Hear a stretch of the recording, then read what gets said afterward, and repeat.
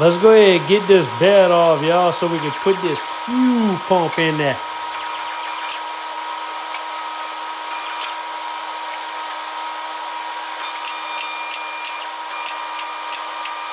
Boy, y'all, the people taking these beds off on YouTube make it way harder than they gotta be, y'all. They were removing tail lights, dropping the spare tire, doing all kind of crazy stuff. I was able to get that thing done with a couple hand tools. This harness literally unplugs. I had to undo a ground somebody custom did years ago that ain't even really supposed to be there. It's all supposed to be a plug. But dude, pretty easy process, y'all. Gonna be swapping out that fuel pump for Aeromotive 200 liter per hour, I believe. 6AN fuel pump. That way I can run 6AN lines to the Corvette filter regulator, then to the intake, and that's gonna be it for that, y'all. Anything more than 200 liter per hour, yeah, that's what it is. Anything more than that, y'all, I do not recommend a Corvette style filter regulator. You will need an actual filter and a legit regulator that you can change the pressure on. But since I'm running such a low volume pump, you can get away with the Corvette filter regulator. So just keep that in mind when y'all want to do y'all LS swap.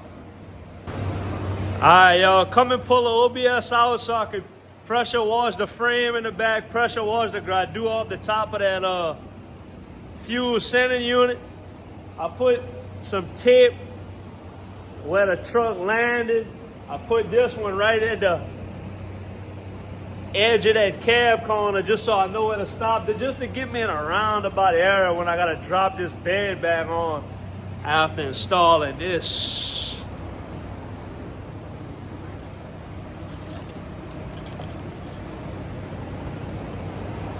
With the 6AN. That's gonna be nice, y'all.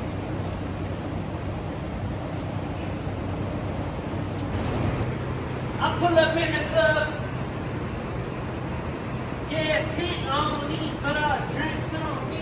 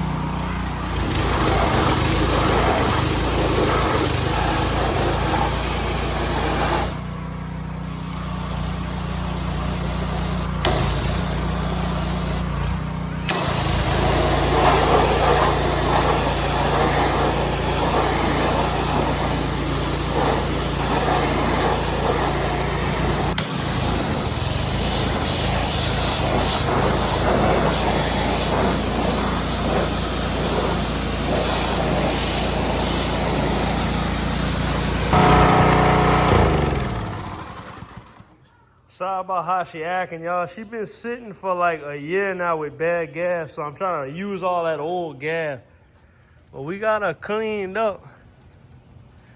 Looking good. We could actually see the spare tire now, and we could see all this. Covered in gunk earlier, yeah.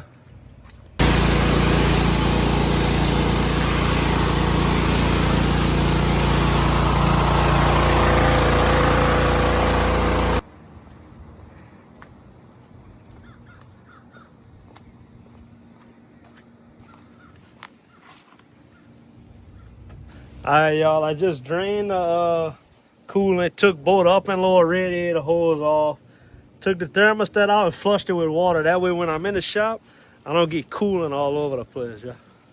Let me go ahead and put this thing back in there.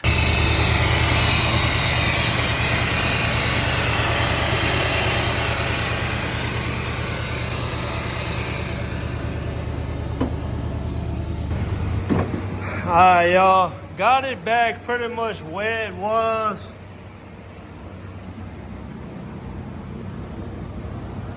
Bed should drop on with minor adjustments. But even though I flushed it, now I gotta clean up some water. Let me do that right quick, then we can start working on this fuel pump. Alright, y'all, this truck, ever since I put them gauges in it, sometimes it'll go to 1/8 of a tank and I'll fill up, or sometimes I'll feel bucking like it's running out of gas at about 1/4 tank. So I'm about to come cut them wires off of that sending unit, hook it to my new one, and I want to see empty, full with the new sending unit before I put that thing in that tank.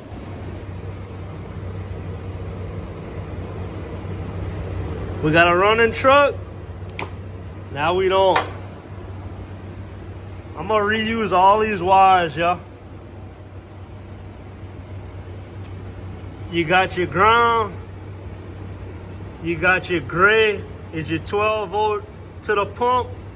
I'm gonna splice that in closer that way to my BP Automotive harness. You got your purple, which is your fuel gauge sending wire. And you got your black and white, which is your fuel gauge sender return, or ground, I guess you would call it. All right, y'all, I've been testing this thing out, making sure that the sending unit works with the gauges. And right now we're a little over half. And that's exactly what I got here. So let's go to full.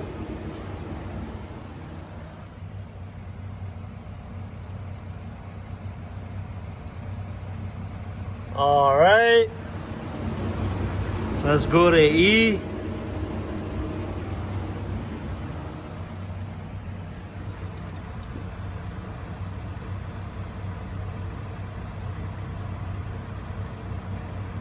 All right, and then back to what I believe is half. It's a little bit above half. It don't want to live at half. That thing's too heavy. All right, and I also confirmed it with my multimeter on the ohm setting at 200, and it indeed goes 0 to 90 ohms, all the way empty, all the way full. So we know that's good. And I got the purple wire to my level positive, black and white to my level ground, y'all. Like I said before, gray is gonna be positive, and this one black negative for the fuel pump, and that gets grounded right here from the factory. The fuel pump kit from Automotive comes with a new ground, y'all, a nice beefy one. I'm gonna start by taking this off, y'all, that vent.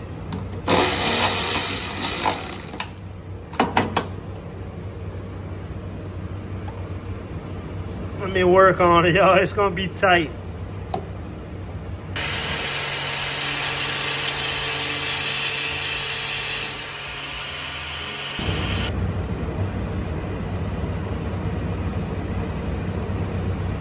The vent on the new one's a 1/4 inch, so what I did was neck it down 1/4 inch. I'm gonna put that clamp back on there. And that's gonna be good enough for a vent, yeah. Not sure why they chose a 1/4 versus just putting a half to match that. Might be a suggestion I make to them.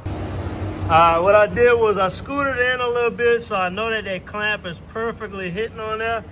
Tighten the crap out of it. And that's pretty nice, y'all. We just had to get that down to 1/4 inch.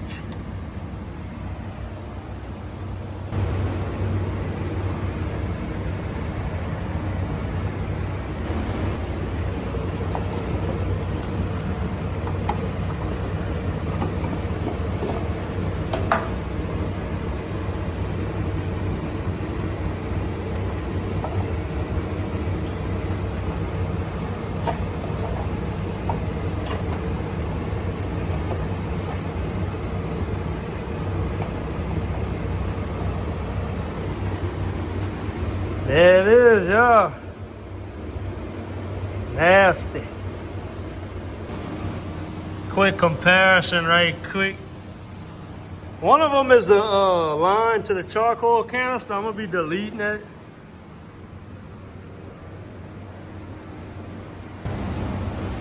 Literally dropped this thing in just like I took the old one out. Put a little O-ring lube on the O-ring. Hit that thing in there and that thing is locked in, y'all. Hook that to that. Return line, outlet, done. Well, that's a slick little setup, huh? Alright, y'all, we got our PTFE line. Bunch of different fittings here. A tool to help us make them, because y'all know that PTFE hard. Playing around with fittings right now. Look like I'm just gonna do the 2 straight ones. I might put a 45 and see if it falls perfect. I don't think. Alright, y'all, so it looks like I'm just gonna go with the 2 straights, make my lines, see where the factory ones fell down there. Once I pull them out, I'm gonna route that hose up, come straight in. I'm gonna mount that Wix Corvette filter regulator right where the factory fuel filter went on this truck. I'll do the supply, the return, and then I'll leave that blank, and when I'm ready, I could just run my supply to the intake, because the truck intake I'm using only has a supply. It's a non-return style LQ4, LQ9, my bad, didn't have that. Even though I'm not putting the LQ9, y'all, I'm just using the intake off of one, putting a 5.3 in it. All right, y'all, just about got it wrapped up. Well, at least this. Got it in, got the vent hooked up. Got the ground, new chassis ground. I scuffed that, so we got good ground there. 12 volt positive. Sender and sender return. That's the original plug-in harness. I just wrapped it in some of that felt tape to make it look nice. Alright, y'all, literally just flick the key on to test the pump. And I filled this cup in a little second, so pump works. All right, y'all, since I checked functionality, fuel gauge works, pump works, I'm gonna go ahead and drop this bed back down on this thing, and we can move on to actually putting that fuel regulator in, getting that mounted, removing the old fuel lines. I'm just gonna cut them and pull them out. They're still sitting right there alongside the tank. Then we can get to pulling the old engine out and putting that LS in there.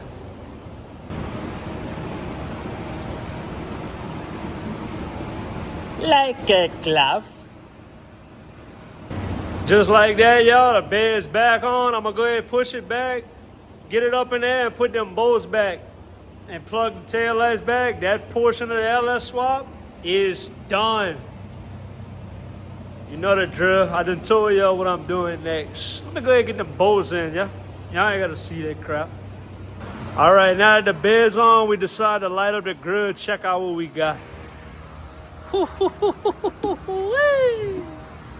Big dog. Got a couple wieners on there too for the cheering. Oh yeah. Yes, it. Oh, yes, see. Look at that plate. Y'all ever seen that steak get built on a chassis? Alright, y'all, bed is completely back on, tightened up, tail lights and all that are back on. Every bolt I took out is back tight. Filler neck's good, so let's go ahead. First thing we gotta do, we gotta pop this drive shaft out, y'all, and set it to the side because it should work with this LS swap with a 5.3 and a 4L60, right? It's the same length. I got the bracket that installs the LS into the same bell housing location as a small block. So this stuff should be pretty plug and play.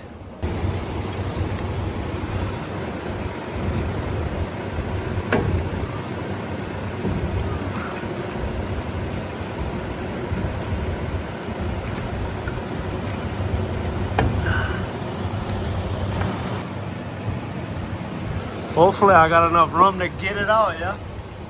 Alright, y'all, I had to jack up on the rear end a little bit for it to come out of there, but I got it leaning right here. That ought to go right back in this truck. Alright, y'all, got the new AN line here. Return, supply, old stuff. I put in blue what I gotta cut out. I gotta remove this. The return. And this vent, this other one bit closest to the frame is a brake line. Do not cut that. Let me go ahead and cut this out of here so I can mount that Corvette filter regulator right there. All right, y'all, got the Corvette filter regulator installed. I used the factory bracket here, kept that brake line. But yeah, it looked good. Supply, return, and then out. Gonna be to that factory LS fuel rail. Got the stuff draining right here. This is what I took off. All that factory stuff. We got AN line now, PTFE. It can handle E85 if I ever want to put that on it. Even though I probably won't. Just knowing you got good Teflon fuel lines is always nice. Alright, y'all, we back in the garage today. Let's go ahead and start undoing some stuff so we can get this engine out of here, y'all. Alright, y'all, I've been thrashing on it. Engine just about ready to come out. But I think I'm gonna go to Harbor Freight and get me one of them engine load levelers. Cause whole time I've been using a chain and you could just scoot the hook on a different spot of the chain, but sometimes that doesn't allow me to get enough like this, and that's why I broke the windshield in that square body right there. I need to just, sometimes I gotta go put my foot on it, then I feel like I'm stressing the chain. The load leveler from Harbor Freight got 4 mounting locations on the engine, so I think it'll be stronger, y'all. I'll go ahead and show y'all. So I got the wire pipe out, every wire that I need out my way. Because we got to go through this harness and all that, see what I need and what I don't need. But yeah, transmission, cross member scooted back, barely sitting on the tail shaft of the transmission. So that way when I lift it, I can just put a jack, move it out, let that engine drop, and that's going to be that. So yeah, that's where we're going to be today. Maybe tomorrow I'm going to take the hood off and pull it out, but today I think I'm just going to go buy that load leveler. It's getting kind of late, y'all. It's about 7 right now. See y'all tomorrow.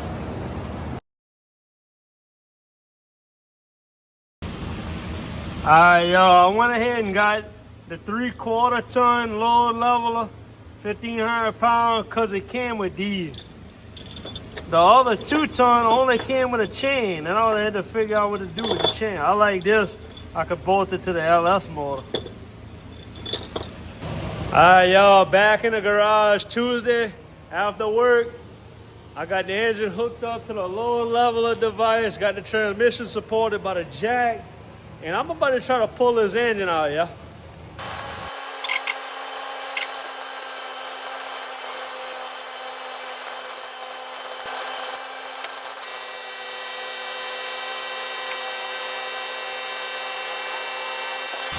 Oh yeah, y'all, it's coming out like a glove. I might run out of stroke on my crane though. Alright, y'all, she's out.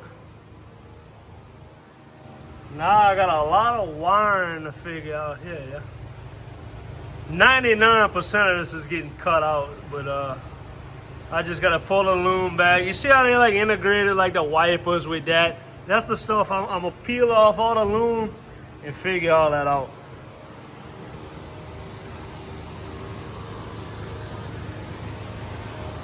Nice old 5.7, over 200,000 miles. She was still ticking, y'all, just slow as molasses. Let me go ahead and pop these motor mounts off because I'm gonna be using them for the LS. All right, y'all, got the engine out. That's about where I'm gonna call it for the day. I know I didn't do much, but I'm getting ready to go ride a golf cart right quick before the sun go down with the family. Also, I gotta do some studying and write down notes on what I want to keep and what I don't out that wiring harness. So now it's down to the nitty gritty that nobody want to talk about on the LS swap, figuring out wires. All right, y'all. Wednesday after work, I'm getting ready to come push this thing forward so I could open a door. I could pull the factory computer out from behind the dash, cut whatever wires I don't need and remove them. That way I got a minimum number of wires in this thing, because that standalone harness from BP Automotive got a lot of the wires I need, so pretty much I don't need much. I need stuff for the wipers, AC, lights, couple power radio wires in the cab, nothing much. Rest of all this junk is gonna be gone, y'all. That's the bulkhead right there that goes to the computer. Whoa! What? All right, y'all. Yeah, that factory computer is behind that glove box. I'm about to take it off.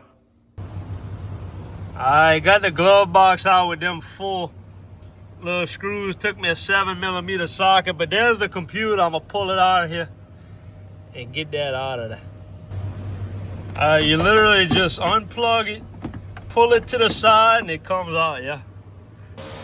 What up, y'all? It's Thursday after work. I've been in here.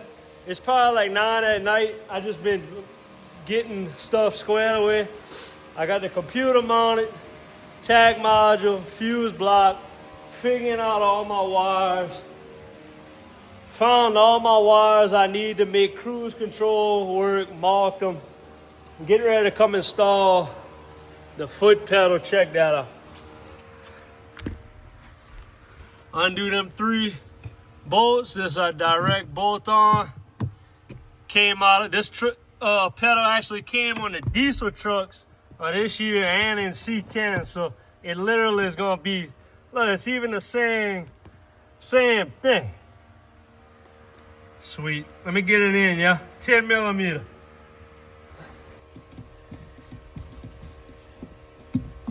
Feels identical to the factory, and it is a little softer though, y'all. So I'm gonna have to get used to how easy it is now though.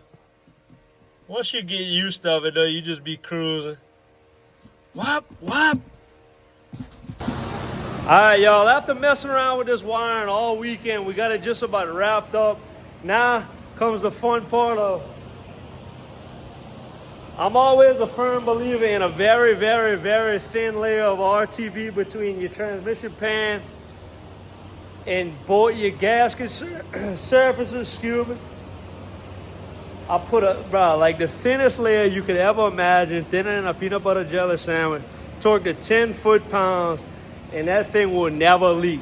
Because I'm tired of putting fluid in these transmissions and it leaks, so guess what? It gets some RTV now.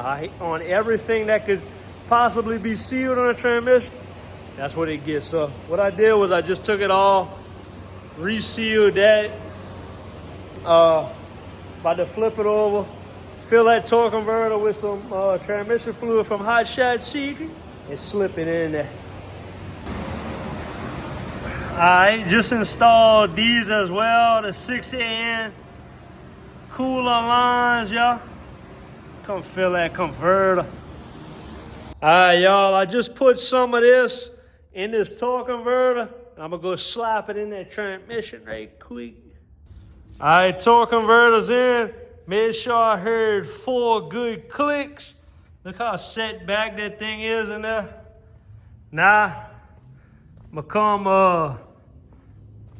I just put this on there with an impact, y'all. I'm gonna come put some red Loctite on there. I'm gonna try to stab that transmission while it's chilling on this cradle. That way I could just pick it up and it's all together. All right, y'all, getting ready to pick it up, stab it on there. All right, y'all, transmission, made it to engine, everything's tight. I put a test of RTV on this, tighten that down, let that dry. This transmission should have 0 leaks, y'all. I cannot stand a transmission leak because I've had so many in my life. I try my hardest not to have these things leak any fluid. Why? It's just because I see with everything else, it's going to leak out of this damn plug right here. That'd be my luck. All right, see y'all tomorrow.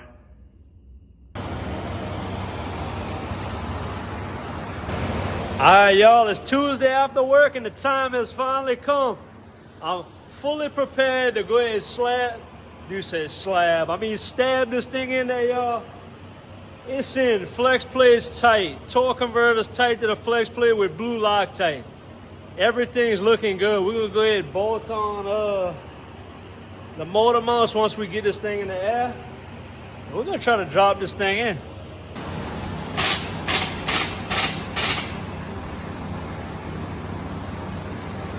Let me go ahead and give it more to the back, yeah.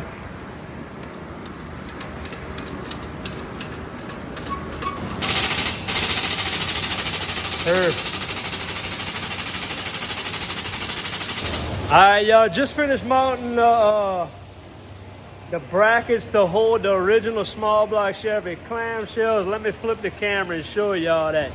ICT billet 551128-301, heavy duty OEM position small block Chevy to LS engine swap brackets, made in the USA. Oh yeah, yeah. And then I'm gonna mount my clamshell right there. All right, and here's them fully installed. That's mounted to the engine block. The original engine mount that was on the small block is now on the LS. Ought to just drop right in.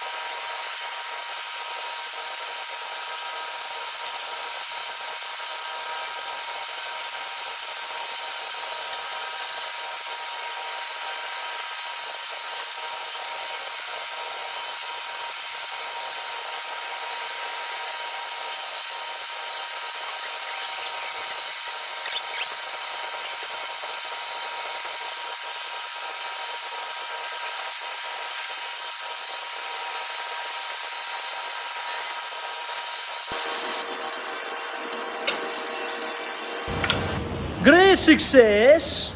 Boy, y'all, I got it in by the hardest, bro.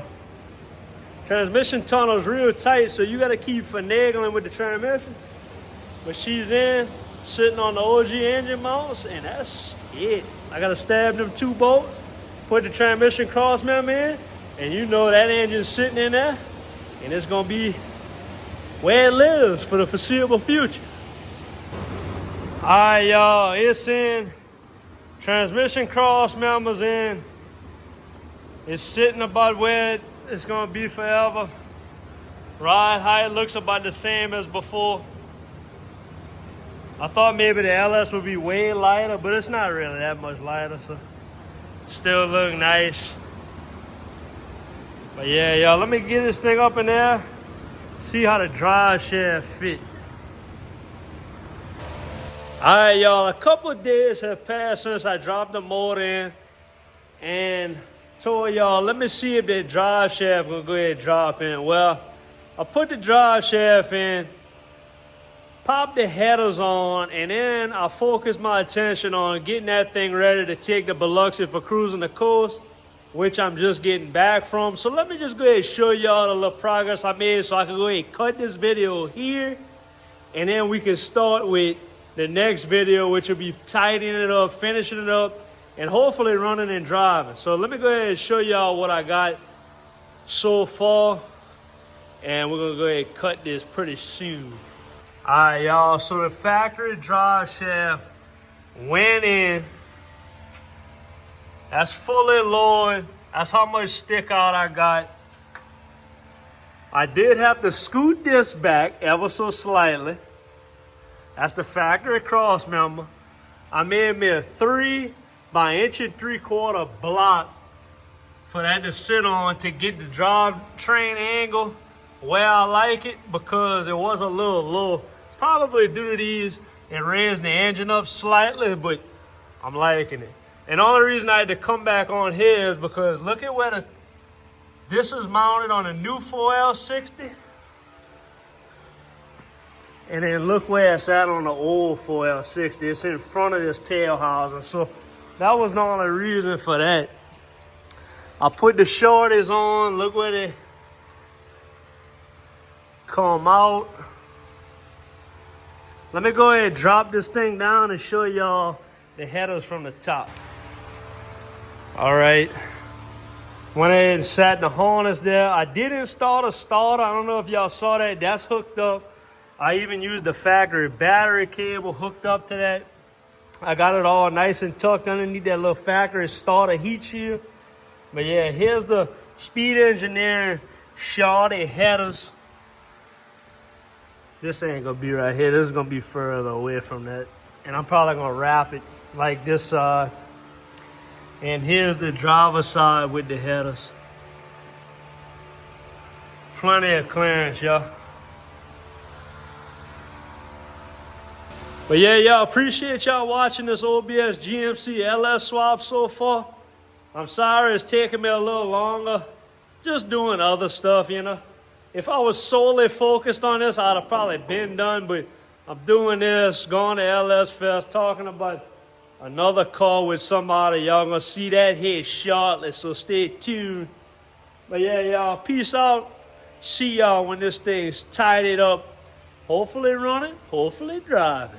Later, y'all.